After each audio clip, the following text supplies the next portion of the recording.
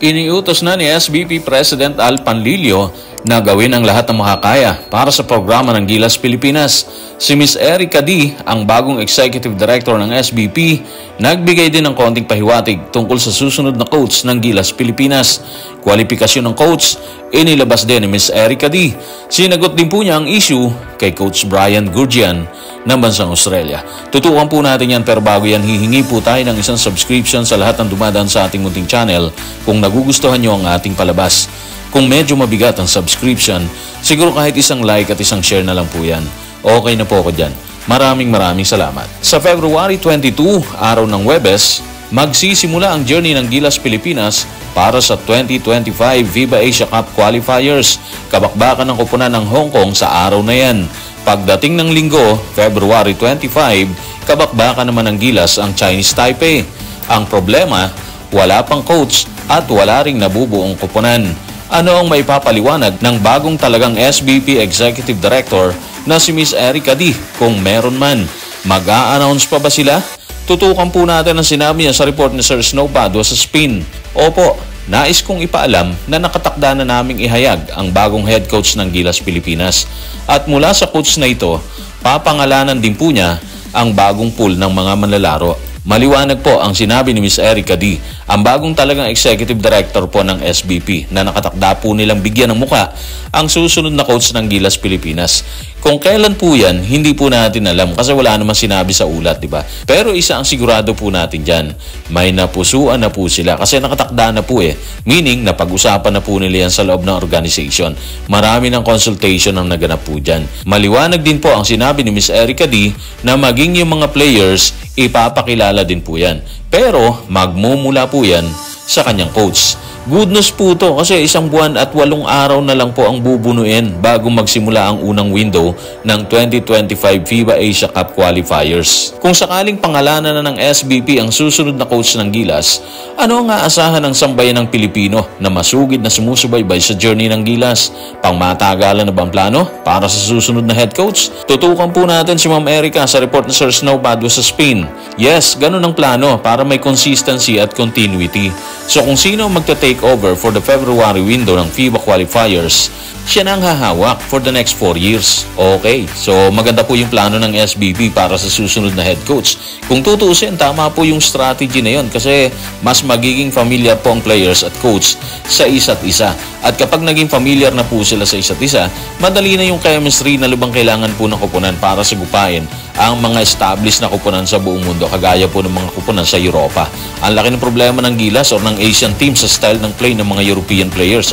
At kung mangyayari talaga na 4 na taong hahawakan ng susunod na coach ang Gilas mula sa unang window ng FIBA Asia Cup Qualifiers, mas makakabuo po sila ng magandang plano at siguro style na rin ng play na sobrang kailangang i-develop para makasabay sa nagbabagong laro ng basketball sa mundo. At dahil inamin na rin ni Ms. Erica D, ang bagong Executive Director ng SBP, na nakatakda na nilang pangalanan ng susunod na coach, may maibibigay ba siyang konting pahiwatig kung sino ang coach na pinag-uusapan?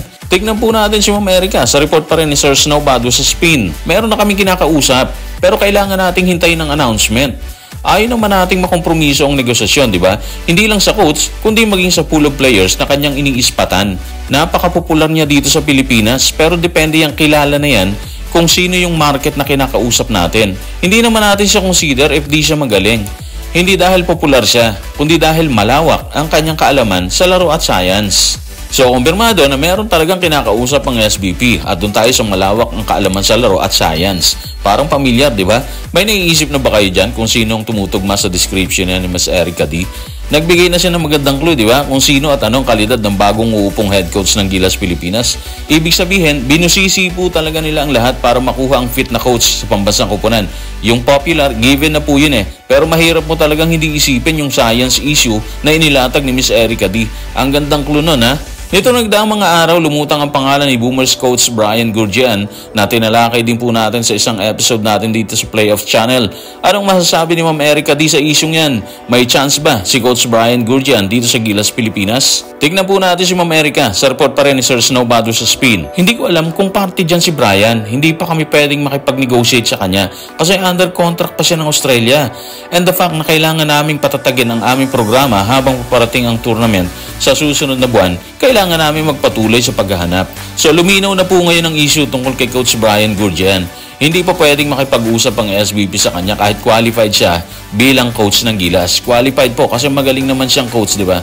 Masasagasaan ang usapin po kasi ang kasalukuyang lagay ni Coach Brian dito sa Boomers ng Australia na sasabak sa Paris Olympics na gaganapin mula July 26 hanggang August 11, 2024. Unfortunately, ang Gilas kailangan pang sumabak sa Olympic qualifying tournament para malaman natin kung makakapasok tayo sa Paris Olympics. Pero base sa mga makakabakbakan ng Gilas, although bilog naman yung bola, kasabihan po yan, medyo tagilid po tayo kung Paris Olympics ang pag-uusapan po natin.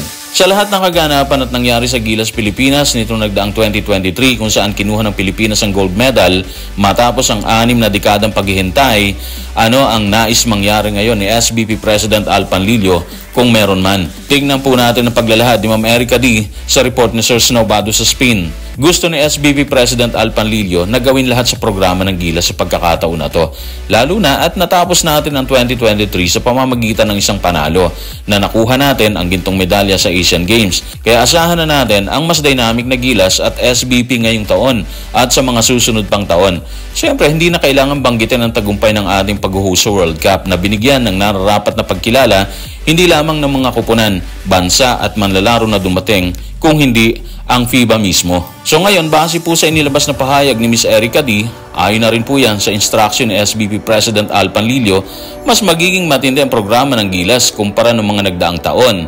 Maganda yon kasi mula sa President ng SBP yan. So siguro wala na rin tayong masasabi dito kung hindi good luck at hangad natin talaga na magkaroon ng magandang resulta ang lahat ng plano at kasalukuyang pinaplano pa ng SBP para sa ating pambansang kupunan. Mabuhay po tayong lahat. So guys, maraming salamat.